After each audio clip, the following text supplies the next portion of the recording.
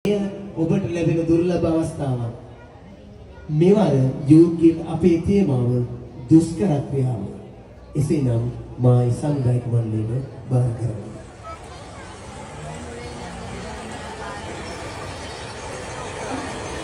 මහබෝසතාණන් වහන්සේ රජගහනුවර සිට උරුවෙල ජනපදයෙහි සේනානී නම් නියම්ගම කරා පැමිණුණා.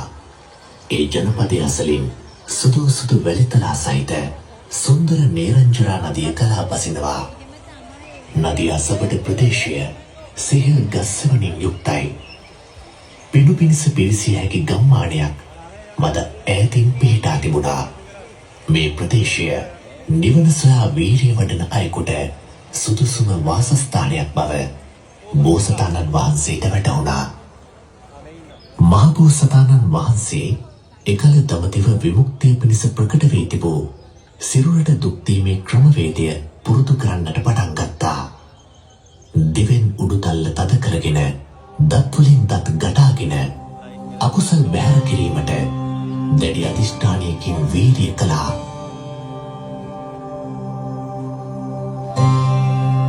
එවිට මුළු සිරුරින්ම දාඩිය කලාගෙන ගියා. තද හිසරදය ඇති වුණා. ඉන්පසුව මාරාන්තික දුක් කෙන දින අප්‍රාණික ධානය වඩන්නට පටන් ගත්තා. පිළිවෙලින් නාසයෙන් කටින් කන් වලින් වාතය ඇතුළු වන පිටවන එකත් නතර කළා. සිරුරට අප්‍රමාණ දුක් දුන්නා. උන්වහන්සේ මහා වැස්සේ පවා අප්‍රමාණ වීරිය කළා.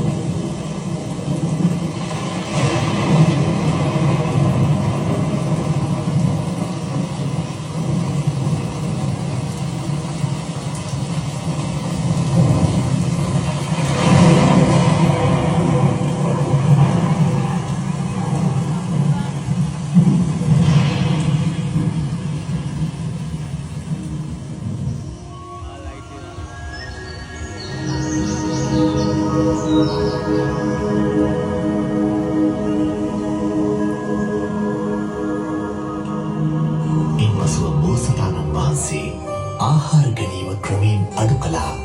අවසානයේදී සම්පූර්ණයෙන්ම ආහාර පාන ගැනීම නවත්වන්නට තීරණය කළා. එවිට දෙවිවරුන් මෙසේ පැවසුවා: ඔබ වහන්සේ ආහාර පාන නතර කළොත් අපි රෝමකූප වලින් දිව්‍ය ඕජස් ඇතුළු කරනවා. එවිට මහබෝසතාණන් වහන්සේ මෙසේ කල්පනා කළා: දෙවියන් එහෙම කළොත් මගේ අධිෂ්ඨානය බොරුවක් වෙනවා. ඒ නිසා දවසකට හාල් නැටයක්, මුං නැටයක් හෝ කඩල තැඹූ ඉස්මෝකුලක් වළඳනවා. බෝසතාණන් වහන්සේ වසර 6ක් පුරා දුෂ්කර ක්‍රියා කළා. උන්වහන්සේ සීක්‍රයෙන් කෘෂ වුණා. අතපය කල්වැල් පුරුක්සේ වුණා.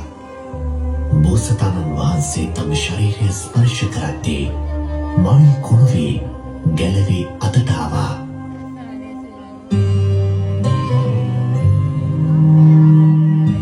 කුස අත ගන්න විට පිටකොන්ද අවුණා. පිටකොන්ද අත ගන්න විට කුස අවුණා.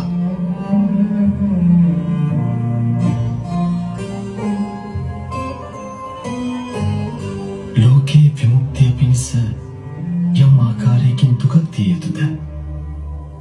ඒ සෑම දුකක්ම මා විසින් ශරීරයට දුන්නා. නමුත් මාර්ගයක් හෝ ප්‍රතිපදාවක් සොයා ගැනීමට මට තවමත් හැකිවුණේ නැහැ.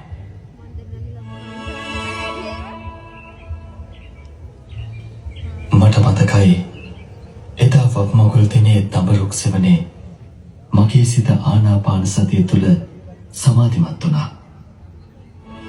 එදා ඇතිවුණු සෑල්ලුවත් සැපයත් නැවත ඇති කරගත්තොත් ජීවිත අවබෝධය පිණිස මාර්ගයක් ප්‍රගුණ කරගන්න ඒ උදව්වක් වේවි.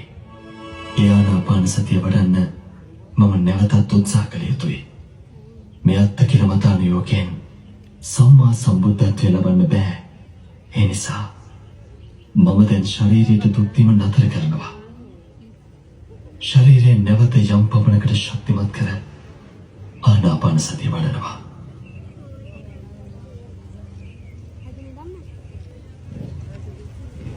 Silang